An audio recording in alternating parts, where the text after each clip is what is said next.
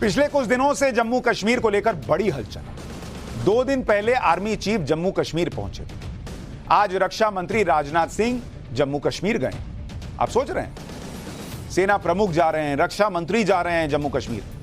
रक्षा मंत्री जम्मू कश्मीर के उस राजौरी पुंछ इलाके में पहुंचे जहां कुछ दिन पहले आतंकी हमला हुआ था और वहां हमारे 4 जवान शहीद हुए थे। राजौरी पुंछ वो इलाका है जहां पर पिछले कुछ अरसे में आतंकवादी गतिविधियां बढ़ी हैं। जम्मू कश्मीर में पहले आतंकवादी खासतौर पर दक्षिणी कश्मीर में एक्टिव होते थे। अब आतंकियों ने अपनी गतिविधियां शिफ्ट करके राजौरी और पुंछ के इलाकों में कर लिया है। इसलिए अब एनकाउंटर और आतंकी हमले की ज्यादातर घटनाएं इसी इलाके में हो रही हैं। इस इलाके में चुनौतियां बहुत हैं, लेकिन सेना आतंकवादियों के सफाई में जुटी है। पुंछ के आतंकी हमले के बाद आज रक्षा मंत्री राजनाथ सिंह भी सेना का मनोबल बढ़ाने के लिए पहुंचे और उन्होंने राजौरी पुंछ जाकर ऐसे संकेत दे दिए जिससे यह सवाल उठ रहा है कि क्या पाकिस्तान पर फिर से नरेंद्र मोदी सरकार कुछ बड़ा एक्शन लेने वाली है क्या। पहले सुनिए आज रक्षा मंत्री राजनाथ सिंह ने क्या कहा है, फिर आपको बताता हूं कि क्या पाकिस्तान की ठुकाई होने वाली है। और मैं आपको आश्वस्त करना चाहता हूं कि घटना की गंभीरता को देखते हुए जो भी आवश्यक और जो भी उचित कदम है वह उठाने की भरपूर कोशिश की जा रही है। हमारे लिए हर सैनिक बेहद महत्वपूर्ण है और हमारा एक सैनिक, मैं मानता हूं, वह हमारे परिवार के सदस्य के समान है। यह हम सब के अंदर यह भावना रहती है, सारे देशवासियों के अंदर यह भावना रहती है। और आपके ऊपर कोई नजर डाले तो सचमुच यह हम सबको कतई बर्दाश्त नहीं है। मैं आपको यह विश्वास दिलाना चाहता हूं। पाकिस्तान पर बड़े एक्शन लेने वाले संकेत इसलिए लग रहे हैं लोगों को क्योंकि इस वक्त जम्मू कश्मीर में आतंकियों ने पूरा जोर लगा दिया है। लोकसभा चुनाव भी ज्यादा दूर नहीं है, तो पाकिस्तान भी फड़फड़ा रहा है। उसको लग रहा है कि किस तरह से माहौल खराब किया जाए। और जब भी भारत में चुनाव करीब आता है, कश्मीर में आतंकवादी गतिविधियां बढ़ जाती हैं। इस बार भी ऐसा हो रहा है। पुंछ में जो हमला हुआ था उसमें जो क्रूरता दिखी थी, उसके बाद सैनिकों के शहादत का बदला लेने की मांग भी हो रही है। जम्मू कश्मीर के पुंछ में 21 दिसंबर को शाम करीब 3:45 बजे आतंकियों ने घात लगाकर सेना की 2 गाड़ियों पर हमला किया था। हमले की चपेट में आई सेना की गाड़ियां एक ऑपरेशन के लिए निकली थी, जो इलाके में संदिग्ध आतंकियों की जानकारी मिलने के बाद 21 दिसंबर की सुबह ही शुरू किया गया था। इस दौरान पुंछ के डेरा गली इलाके में आतंकियों ने अचानक गोलाबारी शुरू कर दी। पहाड़ी पर घात लगाकर बैठे आतंकियों ने पहले ग्रेनेड दागे, फिर अंधाधुंध गोलियां बरसाईं, जिसकी वजह से 2 जवानों के पार्थिव शरीर इस हालत में थे कि पहचानना मुश्किल हो गया, जिसमें सेना के 4 जवान शहीद हुए और 3 जवान घायल हो गए। पुंछ में हुए इस कायराना आतंकी हमले के बाद से ही सेना लगातार आतंकियों की तलाश में जुटी। डेरा की गली और पुंछ के जंगलों में छिपे आतंकियों की तलाश के लिए सुरक्षा बल लगातार सर्च ऑपरेशन चला रहे हैं। पुंछ में जिस जगह आतंकी हमला हुआ था, सेना ने उसके आसपास के पूरे इलाके की घेराबंदी कर रखी। ग्राउंड ऑपरेशन चल रहा है और साथ साथ हेलीकॉप्टर और ड्रोन से भी जंगलों में आतंकियों की तलाश की जा रही है। और सेना का यह रूप कोई नया नहीं है। जब से नरेंद्र मोदी सत्ता में आए हैं, उन्होंने सेना को खुली छूट दे रखी है। सामने चीन है, पाकिस्तान का टेररिस्ट है, मारो छोड़ो मत।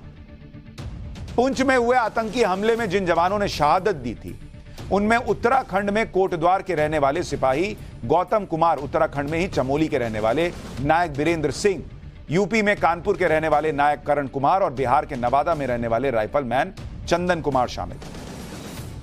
अपने जवानों को खोने के बाद सेना ने जब आतंकियों के सफाई वाले एक्शन शुरू किए, आतंकवादियों की तलाश में पूछताछ शुरू की, आतंकवादियों के सपोर्ट सिस्टम को तोड़ना शुरू किया, तो नया विवाद उठ गया। सेना पर ही आरोप लग गया कि सर्च ऑपरेशन के दौरान 3 नागरिकों की संदिग्ध हालत में मौत हो गई, जबकि कुछ लोग घायल हुए। इस घटना के विरोध में कुछ लोग सड़कों पर आए। इलाके के लोगों ने आरोप लगाया कि मारे गए लोगों को सुरक्षा बलों ने पूछताछ के लिए उठाया था। हालांकि नागरिकों की मौत के मामले में सेना ने बिना देर लगाए कोर्ट ऑफ इंक्वायरी के आदेश भी दे दिए।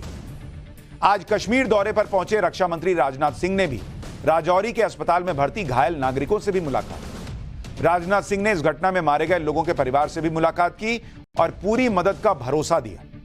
साथ ही राजनाथ सिंह ने सेना को भी ऐसे मामलों में अलर्ट रहने की नसीहत दी और कहा कि सुरक्षा के साथ ही लोगों का दिल जीतना भी जरूरी है। एक बार रक्षा मंत्री को सुनिए। आप सभी इस देश के रक्षक हैं। देश की रक्षा के साथ साथ मैं आप लोगों से विशेष आग्रह करना चाहता हूं देश की रक्षा की जिम्मेदारी आप लोगों के ऊपर है, लेकिन इस देश की रक्षा के साथ साथ अपने देशवासियों का दिल जीतना यह भी आपके लिए बहुत बड़ी जिम्मेदारी आपके कंधों के ऊपर है। मैं जानता हूं इस दृष्टि से भी आप लोग अपनी तरफ से प्रयत्न करते रहते हैं, लेकिन हो सकता है कि कभी चूक होती है, प्रयत्न ही होना चाहिए इस प्रकार की चूक न होने पाए जिससे कोई भारतवासी आहत हो। नागरिकों को लेकर तो पूरी संवेदना और सावधानी हमेशा रखी जाती है, फिर भी अगर कहीं कोई चूक हो या उसकी बात भी हो तो उसकी जांच भी होती है। लेकिन ऐसे विवाद उठने का मतलब यह नहीं कि आतंकवाद का खात्मा करने वाले मिशन पर कोई असर पड़ेगा। इसका मतलब यह भी नहीं कि आतंकवादियों पर किसी तरह की रहम होगी। इसका मतलब यह नहीं कि आतंकवादियों के हमदर्दों पर कोई रहम होगा। एक तरफ रक्षा मंत्री ने जम्मू कश्मीर जाकर आतंकवाद के सफाई का संकल्प लिया, तो आज ही गृह मंत्रालय ने जम्मू कश्मीर में मुस्लिम लीग के गुट पर बैन लगा दिया। गृह मंत्रालय ने मुस्लिम लीग जम्मू कश्मीर के मसरत आलम ग्रुप पर बैन लगा दिया है। मसरत आलम अलगाववादी है और इस वक्त जेल में है, तो इस पर बैन लग गया है। मुस्लिम लीग मसरत आलम ग्रुप को यूएपीए के तहत गैरकानूनी संगठन घोषित किया गया है।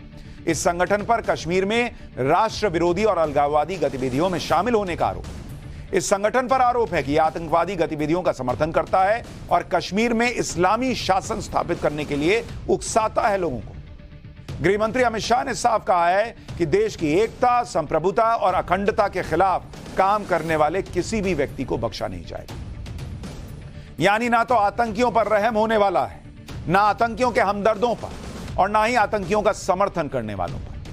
आतंकवाद की कमर तोड़ी जाती रहेगी, यह नरेंद्र मोदी सरकार का मैसेज एकदम क्लियर है। ऐसा कुछ नहीं होगा जिससे आतंक के खात्मे वाले मिशन पर कोई असर पड़े, क्योंकि जम्मू कश्मीर में सेना के सामने खास तौर पर राजौरी पुंछ इलाके में बड़ी चुनौती है। राजौरी पुंछ इलाके को आतंकवादियों ने अपना नया अड्डा बना लिया है। दरअसल साल 2020 के बाद राजौरी और पुंछ में अचानक आतंकवादी गतिविधियां बढ़ी।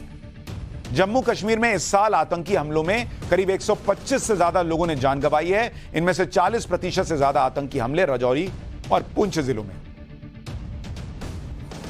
राजौरी और पुंछ की भौगोलिक और सामाजिक स्थितियां आतंकियों को रास आ रही हैं। एलओसी से सटे हुए राजौरी और पुंछ के उत्तर में पीर पंजाल के पहाड़ है। पुंछ की सीमा कश्मीर घाटी के उरी, गुलमर्ग और शोपियां के साथ मिली हुई है। दूसरी तरफ राजौरी की सीमाएं शोपियां और कुलगाम से लगती हैं। ऐसे में माना जा रहा है कि कश्मीर घाटी में आतंकियों के खिलाफ चल रहे ऑपरेशन ऑल आउट से बचने के लिए आतंकी अब राजौरी और पुंछ का रुख कर रहे हैं, क्योंकि वहां घना जंगल है तो उनको लगता है वहां छुपने में आसानी हो। दूसरा, साउथ कश्मीर में डेवलपमेंट इतना तेजी से हो रहा है कि इनको वहां वैसा समर्थन नहीं मिल रहा।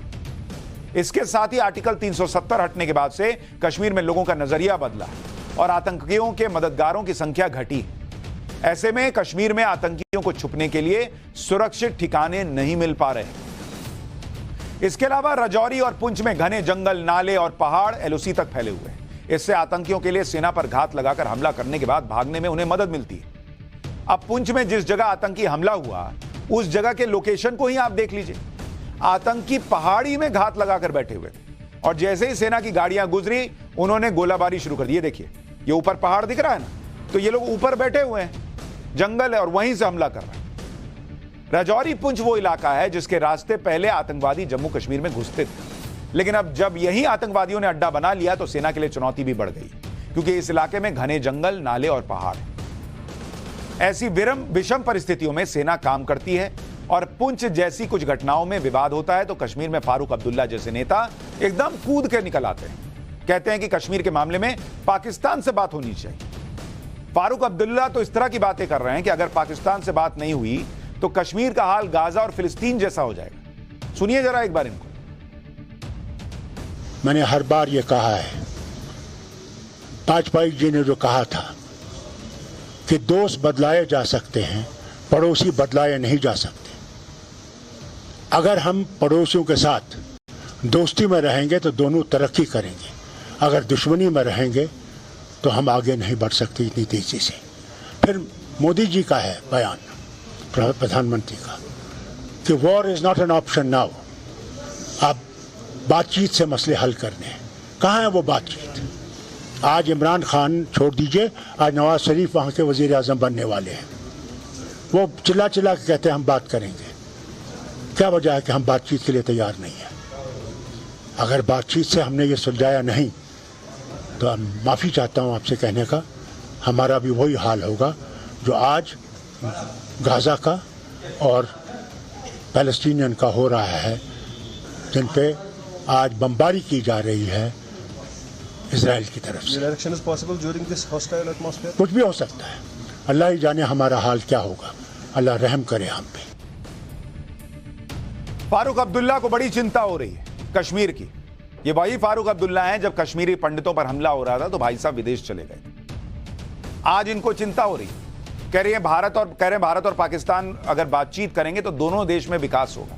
बॉस, इंडिया ऑलरेडी रॉकेट बनी हुई अर्थव्यवस्था, इंडिया में विकास हो रहा है। आपको अगर चिंता है कि पाकिस्तान में विकास क्यों नहीं हो रहा, वहां लोगों को आटा क्यों भीख मांगना पड़ रहा है, तो यह आपकी चिंता हो सकती है। दूसरा, अगर वो आतंकियों को भेजना बंद नहीं कर रहा है तो कौन हिसाब से बात होगी बॉस। और दूसरा कि कश्मीर कोई फिलिस्तीन नहीं है, कश्मीर दुनिया का मामला नहीं है, यह भारत का अपना मामला है। इससे फिलिस्तीन या किसी और को जोड़ना मामले का अंतर्राष्ट्रीयकरण करने जैसा है, जो भारत कभी होने नहीं देगा, भले फारूक अब्दुल्ला बोले। जहां तक बात पाकिस्तान की है, ऐसे देश से कोई क्या बात करेगा बॉस, जहां आतंकवादी भी अब चुनाव लड़ रहे हैं। पाकिस्तान में हाफिज सईद जैसे इंटरनेशनल आतंकी की पार्टी अब चुनाव लड़ रही है। पाकिस्तान में अगले साल 8 फरवरी को चुनाव होने वाले हैं। इन चुनावों में हाफिज सईद की पार्टी PMML यानी पाकिस्तान मरकजी मुस्लिम लीग सभी सीटों पर उम्मीदवार उतार रही है। आतंकी हाफिज सईद का बेटा तलहा सईद लाहौर से चुनाव लड़ने जा रहा है। हाफिज सईद की पार्टी PMML में कई आतंकी शामिल हैं और उसकी पार्टी को चुनाव चिन्ह कुर्सी मिला हुआ है। पाकिस्तान की नेशनल असेंबली में 336 सीटें हैं, लेकिन चुनाव 266 सीटों पर होता है। बाकी 70 मनोनीत सदस्य होते हैं। सरकार बनाने के लिए 134 सीटों की जरूरत होती है। ऐसे में कहा जा रहा है कि अगर आतंकी हाफिज सईद की पार्टी को 134 सीटों पर जीत मिल गई तो पाकिस्तान